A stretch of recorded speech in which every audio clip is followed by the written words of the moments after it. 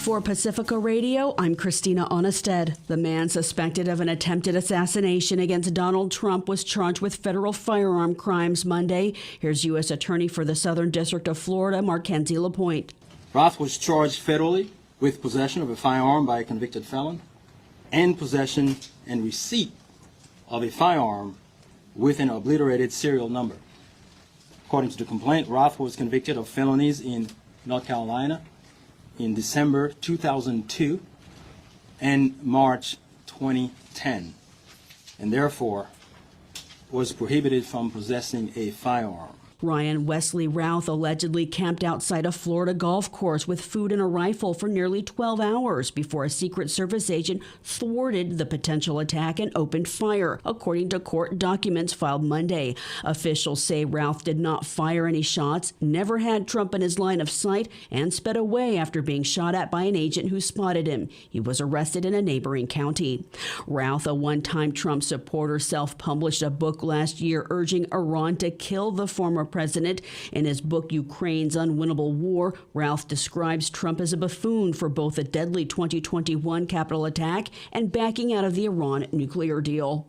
Trump and his running mate are blaming Democrats for the assassination attempt. Here's Trump's pick for Vice President, Ohio Senator J.D. Vance. Between conservatives, the big difference between conservatives and liberals is that no one has tried to kill Kamala Harris in the last couple of months, and two people now have tried to kill Donald Trump in the last couple of months. I'd say that's pretty strong evidence that the left needs to tone down the rhetoric and needs to cut this crap out. Somebody's going to get hurt by it. Vance said Democrats cannot call Trump a threat to democracy and a fascist and expect violence would not follow. He also said he would do his part to tone down rhetoric. Trump has in recent weeks regularly called Democratic presidential nominee Kamala Harris a communist and a fascist. He's also said Harris and Democrats are threats to democracy.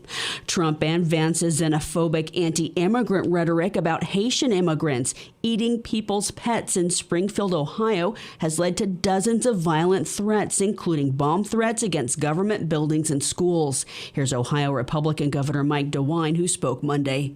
We have received at least 33 separate bomb threats, each one of which has been responded to, and each one of whom has been found as a hoax. Springfield City Hall, several schools and state motor vehicle offices were forced to evacuate last week after receiving bomb threats.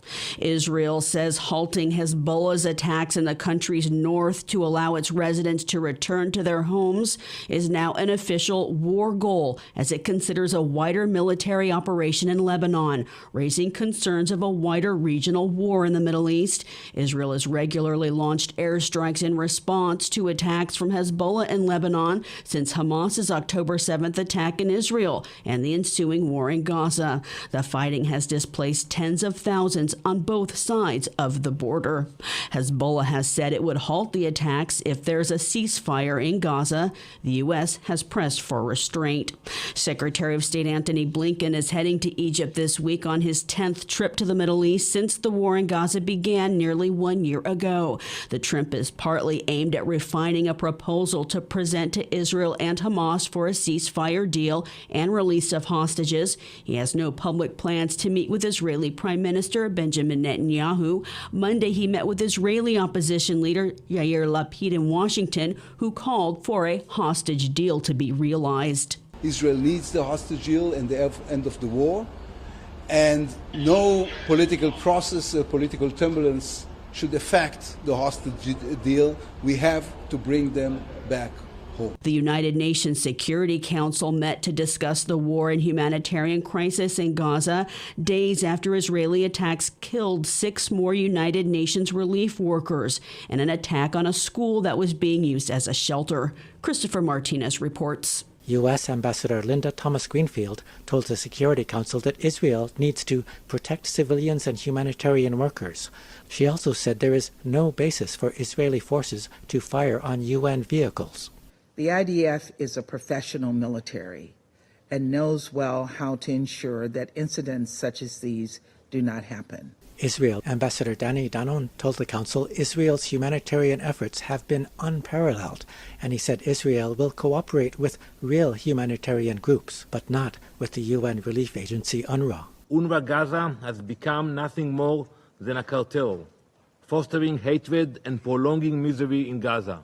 He said UNRWA has been infiltrated by Hamas terrorists, including 3 of the workers who were killed in the recent attack. Francesca Albanese is special rapporteur on the situation of human rights in the Palestinian territory. I think that it's unavoidable for Israel to become a pariah in the face of its continuous, relentless, vilifying assault on the United Nations. She defended UNRWA as an organ of the UN General Assembly that has become a lifeline for the people of Gaza. Reporting for Pacifica Radio News KPFA, I'm Christopher Martinez.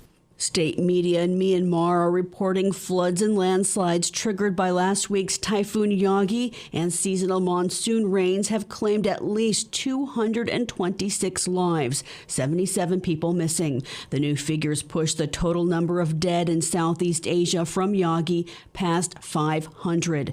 That number expected to rise. Russia says it's retaken control of 2 villages in the Kursk region where Ukrainian forces had invaded. FSN's Megumi Lim reports. Russia's defense ministry said its troops had retaken control of the settlements of Uspinovka and Borky, which lie about 20 kilometers apart on the border with Ukraine's Sumy region, in what Moscow called a significant counteroffensive operation against Ukrainian forces. Ukrainian forces launched the first foreign attack on Russian soil since World War II when they smashed through their international border into Russia's Kursk region on August 6. Kiev says it currently controls about 100 villages and an area of more than 1,300 square kilometers.